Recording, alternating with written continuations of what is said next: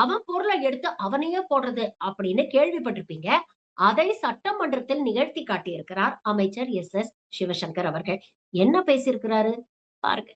மாண்புமிகு வேலுமணி சொன்னார், கூட்டி கழிச்சு பாருங்க கணக்கு சரியா வரும். அது அண்ணாமலை திரைப்படத்தில் வில்லன் பேசுற வசனம். அவர் வில்லன் பேசுகிற வசனத்தை பேசிவிட்டார், போய்விட்டார். எனவே அவருக்கு ஒரே ஒரு பதிலை நான் இந்த நேரத்தில் தெரிவித்துக் கொள்கிறேன். கூட்டி கழிச்சு பார்த்தா கணக்கு சரியா வரும் தான். ஆனா தமிழ்நாட்டு மக்கள் போடுகிற கணக்கை நீங்கள் கொஞ்சம் கவனத்தில் கொள்ளுங்கள். தமிழ்நாட்டில் இதை பேசி முடிச்சேன், அப்புறம் நீ பேசின.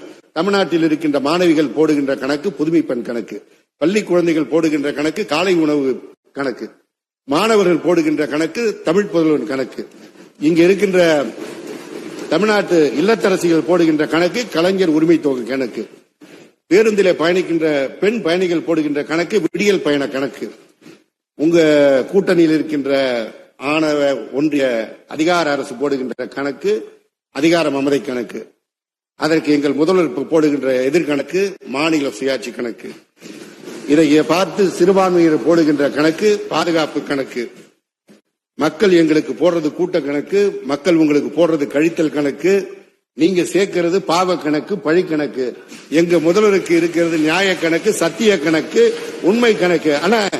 ஆனா இப்ப கூட்டி கழிச்சு பாருங்க, 2026ல 234 கணக்கு சரியா வரும். தமிழ்நாடு போராடும், தமிழ் வெல்லும், திராவிட முன்னேற்ற கழகம் வெல்லும்.